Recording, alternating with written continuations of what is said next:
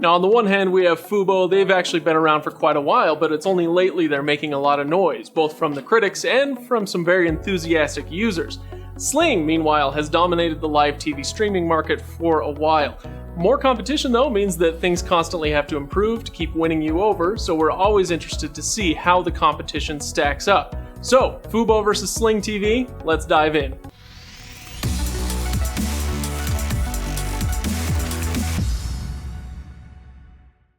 Alright, first things first, let's talk about price. Sling's base price is $20 a month. It can go more expensive if you get a more expensive plan, but base $20 a month. FuBo's base price is $35 a month. It is $20 for the first 2 months, but then it goes up to that $35. Now, Sling TV can get a lot pricier because they have a lot of add-ons that you can put on top of whatever your base plan is.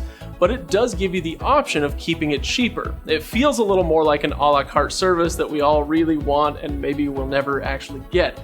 So because we value choice and flexibility, the edge on this one goes to Sling. Now, when it comes to who has the better channel selection, there is one very simple question I want to ask you and a follow-up.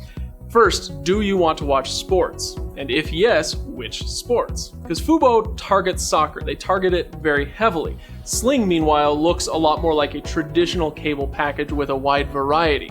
So depending on what you want to do, it kind of will tell you which one you should go with. For this one, nobody gets the edge. It's a tie, apples and oranges. You know how it goes. Now, FuBo has a pretty cool way to drill down to what you want to watch. You can start high level and work your way down from there. So you choose the type of content, say sports, what league you want to watch, and then you get a list of games within that league. Now, there is no search function though, which kind of sinks it for FuBo. Sling, meanwhile, has a very polished, tiled layout, or you can use their traditional timeline layout.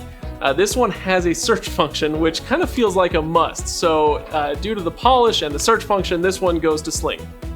Alright, this one's a little bit tough because both services have strong and weak points with their DVR. On FuBo's side, there is no extra cost for it, but it is very limited. You can record only up to 10 programs at a time, and they only last on your DVR for up to 10 days.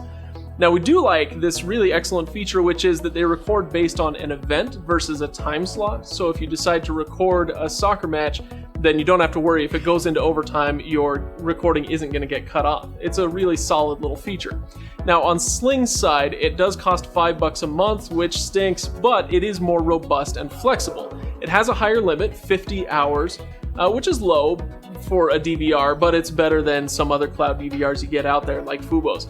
Now, the biggest ding, though, against Sling's DVR is that you cannot record any channels that are owned by Disney. That includes ABC, Freeform, and the big one, ESPN. If you can't record those sports, then it almost defeats the purpose.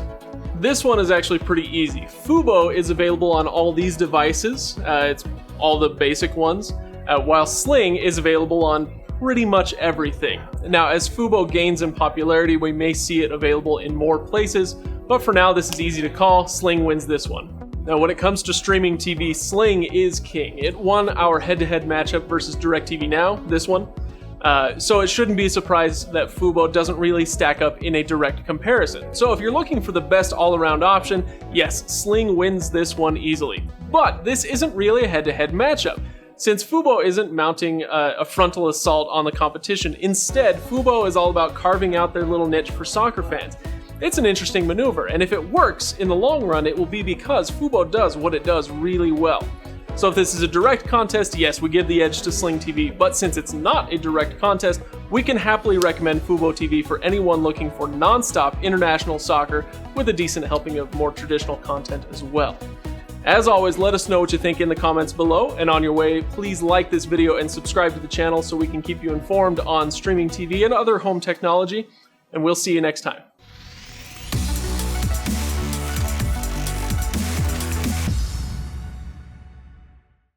And hey, do you want to support Reviews.org? Do me a favor, if you're going to sign up for a service, do it with the links below. Every time you do, we get a little cut, and it helps us out. Thanks very much. See you guys.